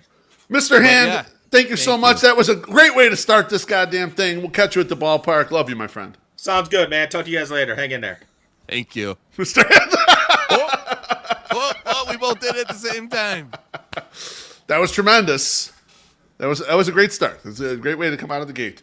Next up, I want to bring in Matt Ramsey. Bring in Matt Ramsey. You want to do the screenshot? Yeah. No, I'm going to do that. I was not ready. I can do it. You want me to do it? I got it. Okay. Bam. You Matt want me to read it, or do you want to read it? No, I'll read it. Matt Ramsey says, this group was founded on beer, and MSS doesn't even drink beer anymore. What kind of virgin-ass shit is this? Matt Ramsey, the floor is yours, my friend. First and foremost, thank you for having me on the All Jew. Just glad I'm finally here. Glad I finally made it. Can't wait welcome, to my friend. Second, let me crack this open. Nice.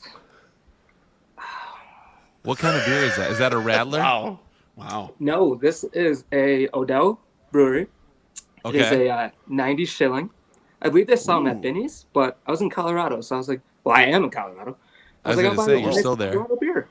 Nice. So, Undisclosed location. That's right. What kind of beer is it? Is it a golden ale? I believe it's a golden ale. Look have at no- that.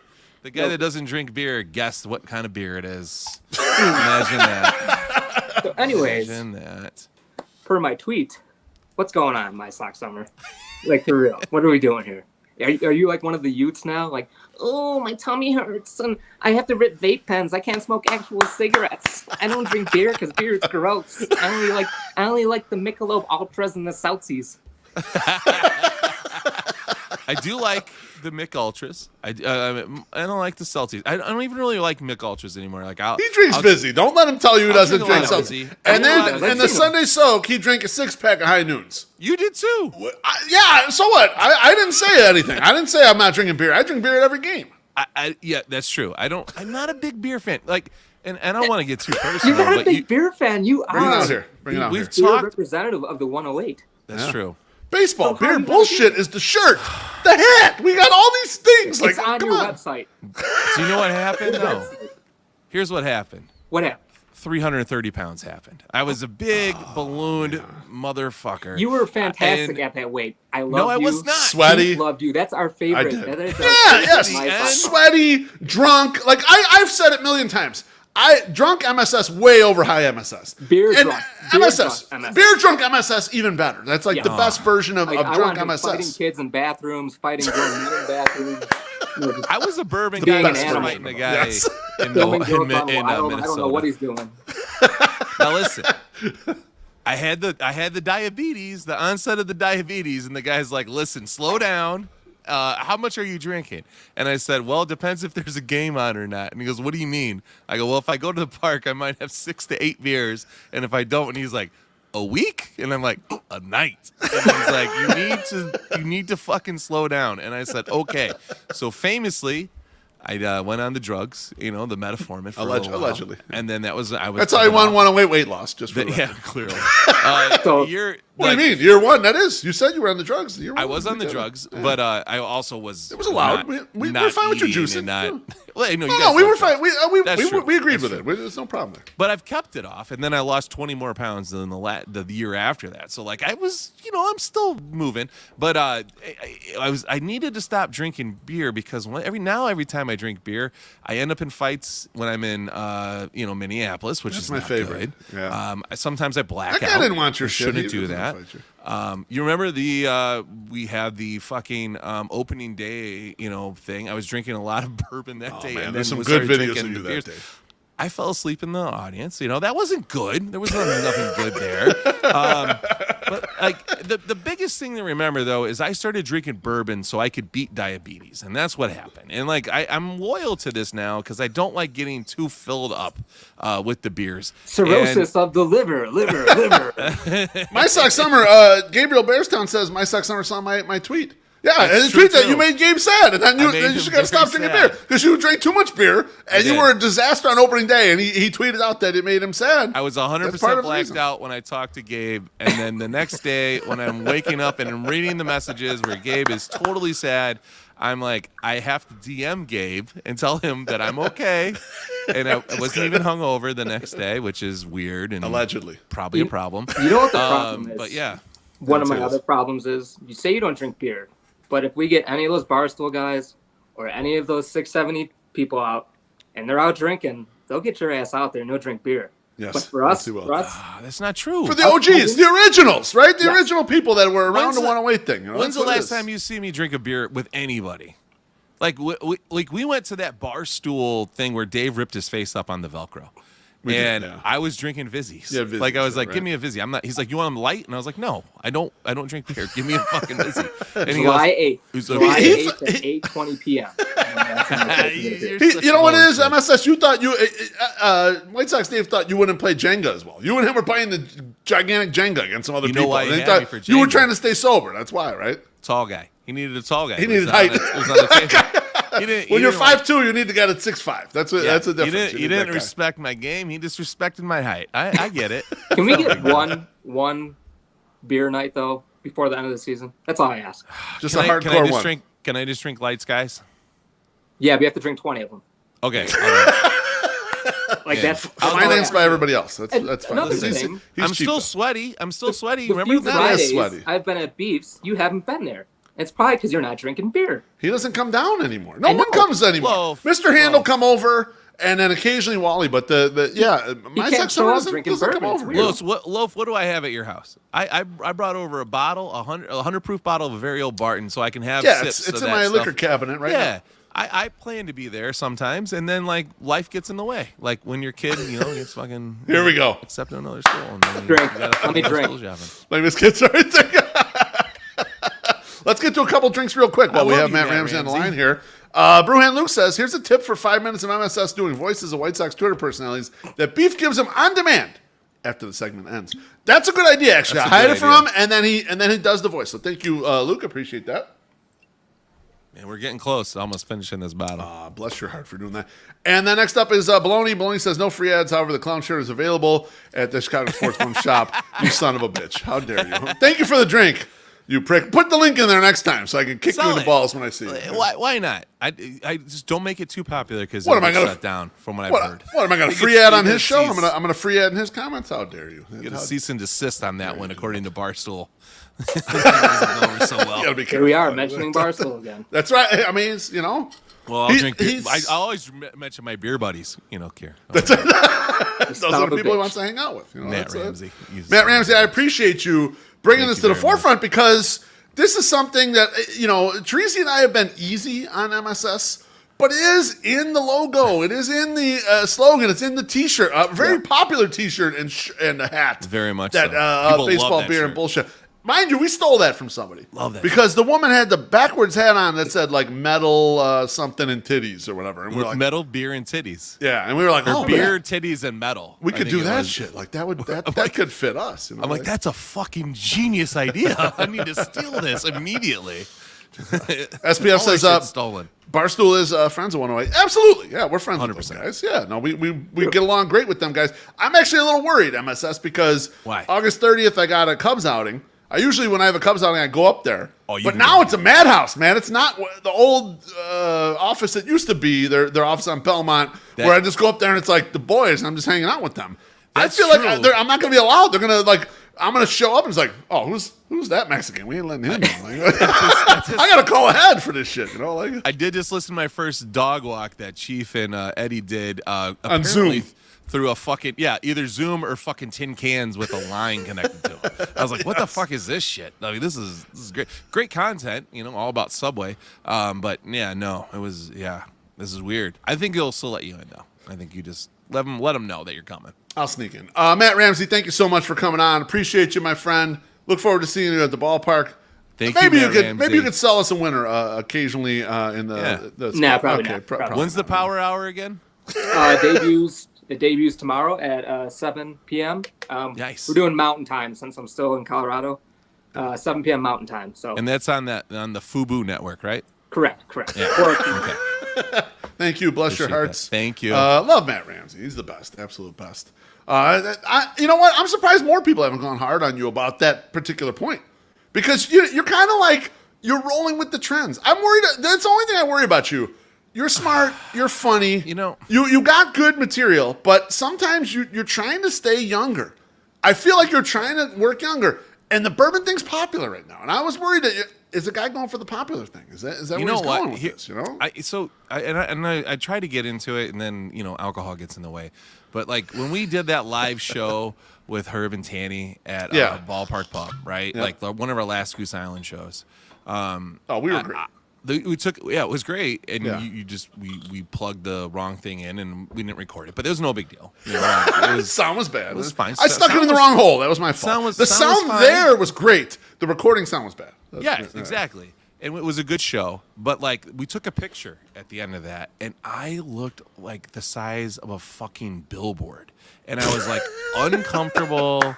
I was just not feeling good, and I just felt like shit. And I was like, I need a fucking change. Like I need to do something different.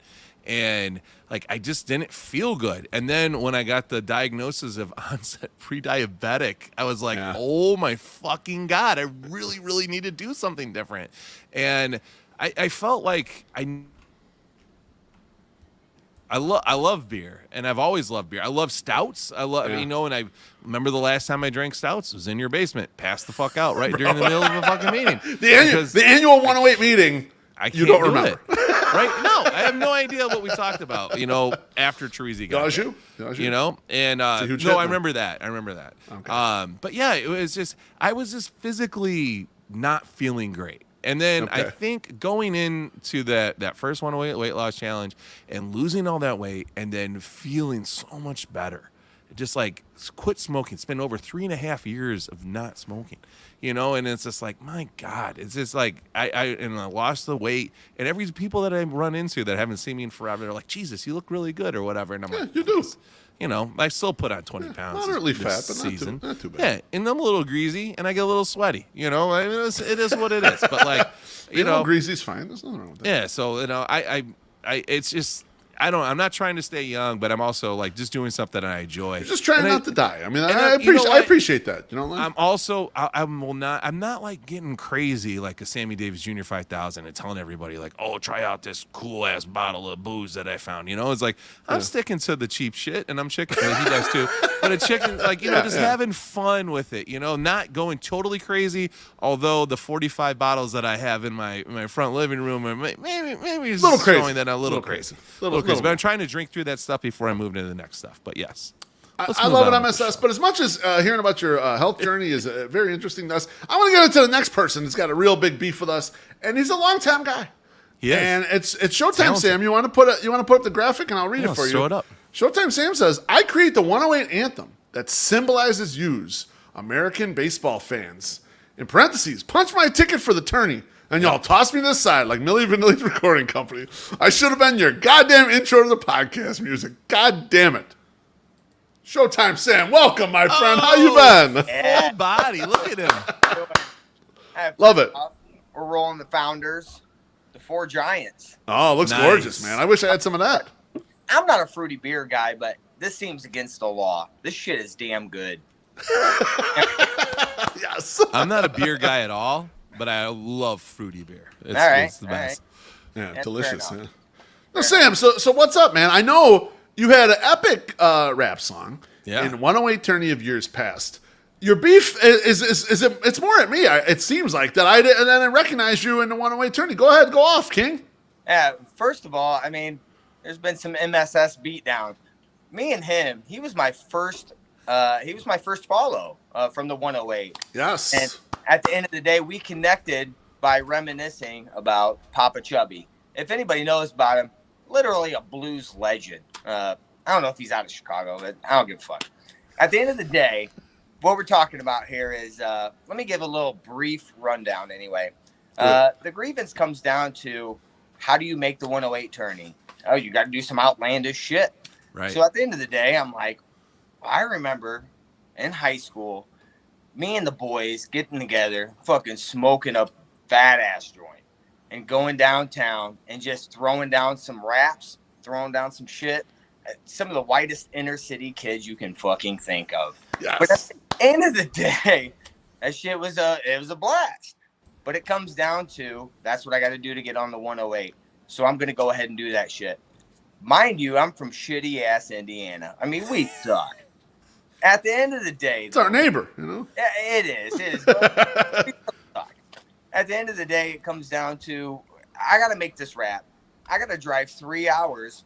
Lo and behold, I pick up a not game used, but team issued McCann jersey. Ooh. For about two hundo. He's a legend regardless of what's going on. Pick up the jersey. Not a bad purchase. No, yeah, fair enough. No, It's totally safe. fine. At the end of the day, I come over to the stadium. I'm like, this shit has got to happen at the stadium. So I'm getting ready to put down my video, right? There's like a fucking cop off in the distance. He thinks I'm throwing down hand jobs to everybody coming through, buying this socks merch. Whatever the case is, but I'm like, I got to throw this down. 31 takes later, man. Yes. My heart and soul into this sumbit. I throw it down. I'm feeling good about it. All right, here comes the tourney. Here's Steve-O. Hey, I know I got to come up with some shit that day. Yep. Literally blows me out of the water. I'm like, you got a teacher here? I'm some factory guy, but I'll lay that shit down high school style. At the end of the day, man, had a blast. But then I go to the next round and get smoked by a guy who's not even interested in talking. Doesn't make one goddamn tweet about the 108 tourney other than, I'm in it, vote for me. I'm shitty. I just got to say, and this has nothing to do with MSS, but more or less, I mean, Terezi's a music guy. Yeah, At the end he of is. the day, hey, you had a tough go. You know what? We want to go ahead and make some shit happen. Throw some marketing capital my way, or throw me those nice little fancy tables or some shit with the Cheerios on them before you perform. Give me a backstage room. That's my beef. I love this. I don't know how to respond to this exactly, but I'm gonna say that Go for it. I feel like if we don't use one of Terezi's former bands as our intro music or song, like he won't show up anymore. They'll kill us. Like, And he's really good at like hosting the show. So I would be like, definitely like give me some like good beats and some rhymes, and then like I would definitely play it first. I would definitely like try to get it in, but I don't know if that would work. So maybe you set your sights on the Ajou and you get a nice little rap going for the Ajou, and then listen, he's the guy that decides the tourney field anyway, and you're like, listen, you can't even put me in your damn tournament when I wrote the theme song to your side project. Like, come on, man. Like, I think it might work. no, this is a real gripe by Sam because the rap was incredible. It was. He was in the year of the rap, and then this last year he wasn't in. Now, the reason why he wasn't in, Brewhand Luke and I discussed you 5 different times. However, you stopped using your main account. You started using some other account. And then I'm like, I don't know where this dude's at. I don't know what account he's going to be on. And so you ended up, you should have been in the field, but you fucked around a lot on your accounts. And eventually I made a decision. I'm like, Luke, I don't know where it's going to go. And we got to get this thing finalized. I don't know where he's going to be. So look, if you're going to cut more music and you're going to be on the account that we all know and love, I mean, you got a real good shot at being in. Now, as far as theme music, we've gotten so many compliments about the lead-in song for this podcast. It's called "Addicted to Sound." It's written by Anthony Ramirez, who's a dear friend of all of ours, basically. And he was in a band with Terezi, so Terezi played on that. He plays bass on that song, or whatever. But MSS is right. We got other content where we can roll a song into. So I'm amenable to this. Ajou, maybe. I mean, what the hell? I don't have music on the Ajou yet. I would be willing to do an original song for the Ajou for sure. Yeah, it's fair enough. I mean, literally, you put weeks into something that you really flourish at and appreciate what's going on. And at the end of the day, man, you guys do an incredible job. Bless you. Being from 3 hours away, I want to touch base on a little White Sox is, for me to come to 6 or 7 games a year, bring the whole family, wherever the case is. Yeah. Man, it's good, but it's really taking its toll this year. I mean, it's literally me in the fucking dick. It's hard. Not shitting you. I believe it. But I'm still going to come. I'm still going to do, whatever games it may be. I'm doing multiple games, but being from 3 hours away, man, I love this team. I love what they're about. Back from the shoeless, status. And I just appreciate what's going on and that being there. I would never fucking go to the north side. But at the end of the day, the south side's my home. And I'm still there, man. I'm making the drive. Goddamn right. Oh yeah, fuck. And you're indoctrinating your poor son into this shit too. So White Sox I respect that. Say it's a bad thing. I'm saying it's a perfect thing because you know what? You get to experience loss. You get to experience like grief. You get to experience all the bad things about sports right out the gate, so you don't even have to worry about it. You're going to learn a lot about this, and then when you get into life, that first year in the dorms, and the girl breaks up with you because you're like, oh, we can make a long-distance relationship work, and then you'll be like, oh, it's not that big of a deal because I remember when the White Sox struck out 3 times in a row with the bases loaded against the Cubs back in fucking 2023, and life goes on. I've learned. You're hardened from that. It's great. Whether you're banking or attorney or not, fuck it. Damn right. We'll get your son in the tourney. Does he rap? He's not there. He's a hockey guy, but at the end of the day, man, music's always been a blessing to me, and it's some cool ass shit. Just even getting into the podcast journey with the 108 is a really cool thing, and I appreciate. And how was the Pantera show? Man, I couldn't expect it any better. But at the end of the show, it's great. They come out, take the bow, and I'm like, man, I wonder what they're gonna play tomorrow. They play the same exact fucking show. Oh no! Whatever. Brutal. You gotta think that kind of sucks. They're waiting for years to make this shit happen. But right.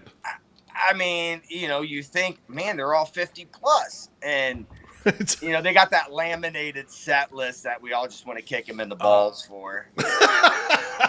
No creativity, no going That's off brutal. that kind of stinks. Throw a couple different ones in there. That's all right. I'm saying. Throw a random cover. Throw some B-side in there that you never play. Like, come on, do something. You play 2 nights in a row at the same venue, you got to do a different set list. I'm gonna throw it out 100%. there. Like you do one night, not a big deal. You play the same set list on the whole fucking tour. But you do 2 nights in the same place, you got to have a fucking different set list.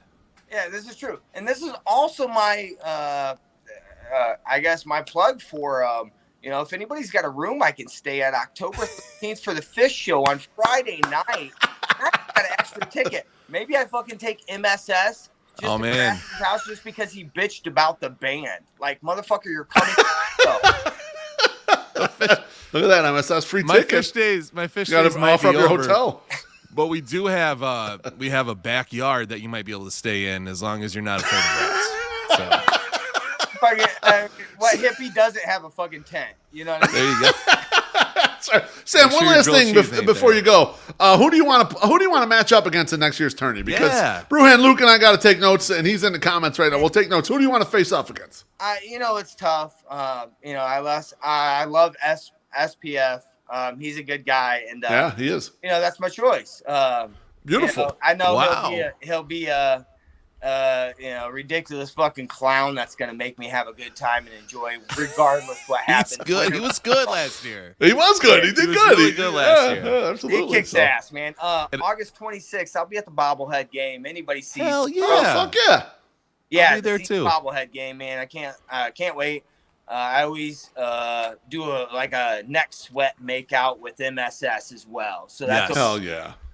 Fucking and you hooked me up with a Fernando Tatis Apple. Is it Apple Jacks? It's Apple Jacks. Or tin. Man, it's a fucked up name. You got that right. But it's tin caps. Tin caps. But it's got an apple under there, right? It's speaking about like Jesse Schultz was a guy, Yeah. at the end Fucking of love the day, it's cool to have baseball in our city and a high A affiliate. Or not. Hell yeah, it is. A 17-year-old catcher, Ethan Salas. Oh yeah, he's a top prospect, man. He's like top 5 prospect. Sunday they have an autograph session. My Yeah. wife, how in the fuck do I not take the kid to that? Absolutely. I Yeah. mean, gotta make that shit happen. Hell Yeah, yes. the kid might end Gotta up do being it. like Pudge Rodriguez, like, and you'll have his autograph. That'd be insane. Like, absolutely, you Or gotta it do could that. be called Carson Fulmer. I don't know. Right? You don't know. That's what makes baseball I blame my great. Sox summer if that happens. Sam, thanks so much for coming on. Thanks for your beef, and I'm gonna work with Brewhand Luke. We'll get your matchup lined up. Dude, for the I right time. appreciate There you you go. guys. Keep rocking, man. Keep rocking. Bless your heart. Thank you, sir. Cheers. That was great. I talked That to is Sam in a great. long time. It was great to talk to him. Man, that So- was tremendous. Let's get to one comment real quick. Okay. It's from Brewhand Luke. He says, "I absolutely love that beef. It's taking all the heat. 108 tourney heat. Does this make me the good cop of the selection committee? Absolutely not. If people knew how it went down, I kind of make most of the field, and then all the matchups where everyone's like, I can't believe you're making me vote for one of these people. That's usually Brewhand Luke. Yeah, exactly. Brewhand Luke's like, let's twist everyone in the knot. Make them vote for the people they don't want to. I love both these people. Unless one of them is my Sox summer, then I'll vote for the exact opposite person. Oh, Celeste? Oh, she's an Orioles fan? Fuck yeah. Let's I'll vote fucking for her. Vote for her. All right, so Jesus Christ. last one, MSS. Yeah. And you predicted it. I did. The guest did ghost us, so He did. they're not there. So let's pull up the tweet, and we'll still talk about it anyway. So this is from Todd, and I think a lot of people were wanting to see this discussion go 100%. down. Todd said, "I respect one of you three. That being said, the tournament only puts in those whose political opinion sides with yours. Not a single non-Democrat has made the tournament the last 2 years. Bad enough to let Cubs first fans into the tournament while skipping over Republican Sox fans." So, okay, so first off, making the field, we don't think about political affiliations at all. No. Unless I think a group of people will fight over their political affiliations. Okay, so that would lead you to believe that I might put people who I see offsetting political affiliations. But generally, what we want is people who are funny, engaging, because we sell this tournament to sponsors, and they want the impressions, and they want a fun tournament, and you voting in it want some fun action, people making content, etc.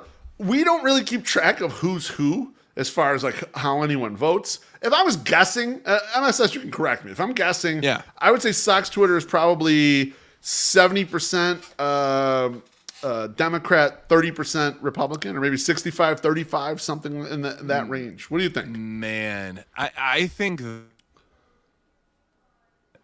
the vocal people might be like, you might be like 70-30. I Yeah. think in like the grand scheme of things, like Yeah. all the players, I think we're rolling 50-50. It's pretty close to 50-50. Yeah. The people that I know that have been outwardly, not necessarily, here's something else I want to bring up. A lot of people that used to be outspoken with their political opinions, like Yeah.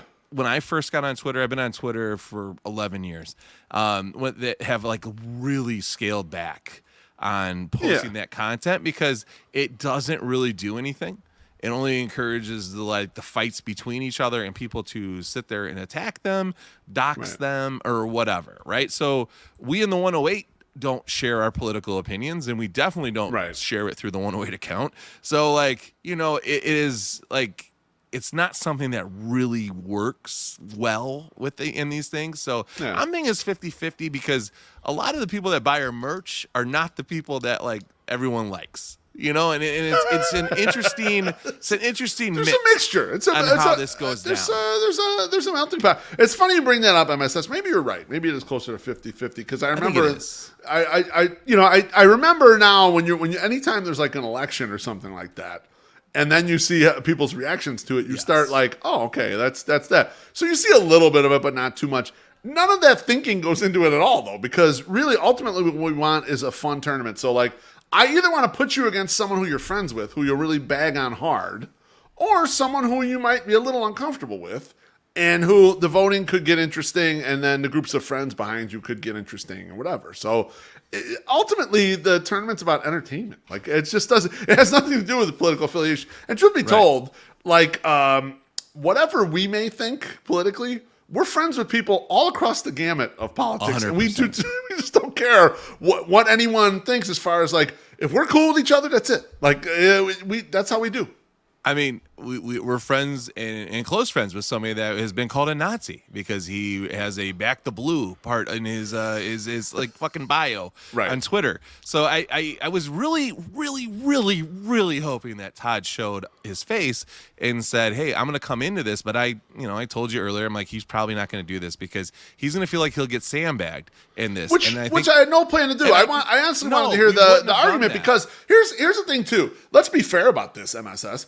I could be biased on how I'm making the field. I may be attempting to do something, but I may be making a mistake. And I'm open to constructive criticism. And I think it's fair. And that's why I wanted them to come on. Like, it would have been great. And I'd applaud him, too, for actually stating his statement, regardless of how wrong it was actually critical. It is. No, it was actually a critical statement, though. I liked it. Yeah, it was. And it's like you're putting out your thoughts. But what I didn't appreciate is that he went from you haven't put any Republicans in 2 years to you haven't put in any active Republicans in or people that tweet incessantly about their political views. Like, I know for a fact that there has been Republicans in the tournament in the last 2 years. Tons of them. Tons. And I'm not going to say Republicans. I'm going to say conservatives because I don't think a lot of people will identify with the Republicans or the Democrats, right? And then no one's identifying as like a lib, right? Like no one wants to do that now. It's not fun. People are like, "Oh, you're so stupid, lib." I mean, my God. I mean, a lot of these guys are in the tournament, and I'm not going to out these guys because they can go out and you can find their tweets and you can see what it is. But like, it was just a silly thing to say that like, oh, you don't do this and it's only because of this. No, it's because people are not producing the content, maybe, or the people that you think should be in are not producing the content. Right, or we're not seeing it, or whatever the reason is. So SPF puts a comment in there, but the thing is, he was 100% wrong.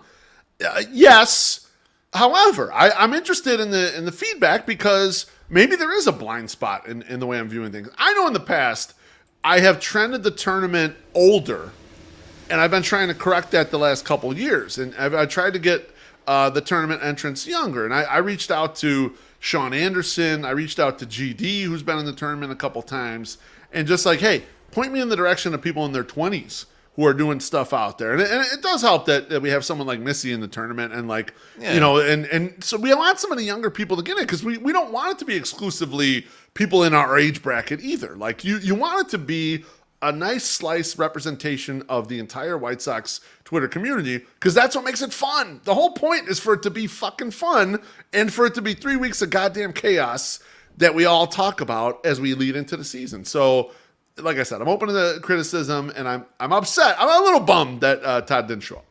Yeah, it is sad because it kind of plays into the theory. It's like you're behind a keyboard, so I can talk all the shit I want. And then when he want you to come in and defend it, and we would have been, I believe that we would have been fair. We would have been definitely fair. And damn this, what the fuck? Defended our point, even though I don't have nothing to do with the tournament really, other than like helping facilitate. You sell the sponsorships, and then you're a key point of the post game shows, which have become like epic. That's you true. You were the one who launched the post game shows when you did the post game show where you were like had the chain on and the glasses, and people were like, "Holy shit, what's this?" And we were like, "Man, we should really do the post game shows more often." And it's just fun. I mean, we have beefs with people, and people have beefs with us. And like we've seen that, and I just wish that some of them would have taken this moment to like come on and talk the shit because I would have taken it, and I was definitely looking forward to it. I had my eyes on some people, and none of them fucking like even mentioned, wanted to come through. Maybe because she has me blocked, but whatever. But yeah, like it just I mean, it was a great idea for a segment, and it worked. It was fun. It was still fun, yeah. And I just wish that we just would have had one more. We had one more because I think it would have been good. I think I would have been like, I want to hear these different opinions. I want to hear, and you're saying it too. Like, I want to hear why. I want to hear why. I want to hear this. Why do you think this? Why do you think this? Let me know what I'm doing because. I mean, people probably know what my political views are, but I don't even know what my political views are sometimes. Like, because I don't. I might have liked like 3 political things one time, you know? Like, listen, I went through the Facebook years of like posting all my political thoughts, and people are like, you're a fucking idiot, you know? Like, you're so stupid, blah, blah, blah. And I was like, you know what? I'm just going to keep this to myself these days. Like, I don't need nobody knowing. You know, the wife wants to put up political signs in the yard, in the front of the house. I'm like, go for fucking stop it. Don't do that. Go for it. Do not do that, because I do not want people fucking knowing any of our political affiliations. I want them to like us as a person and not look at us as, liberal or fucking conservative. I want them to look at us as My Sock Summer and Mama Summer, not a fucking political party, because that's not who we are. We are people. Beer Garden Jim says, invite King Mac on. Yeah, we've had him on twice. So he has been on twice. Done. And then he says, and Sammy. We've had Sammy on a couple times too. So that motherfuckers. We have everybody on. We have everyone in the community on, basically. We'll invite almost everyone on. There's no one who has had more diversity in guests than we have, and it's not even close. Like it's they're miles away across like the boundaries of White Sox Twitter we've had on guests, and it's not even close. And no one will ever come close to what we've done with this. No. Let's get to one drink here before we get to our thank yous. Stephen Barrow says, "Hope you guys will have Lori Lightfoot on soon." I did bash Lori Lightfoot in a blog, but when I did it, I said both partisan sides were pretty upset with her, which was true. So thanks, Stephen. Delicious. And I actually went to high school with Lori Lightfoot's brother-in-law, so like we could actually potentially get her on the show. That would be sweet. I would love to have her yell at one of us, MSS. Oh man, it would be you. It would probably be me. I would think it would probably be me. So like, let's get there. She loves them. She loves the Italians.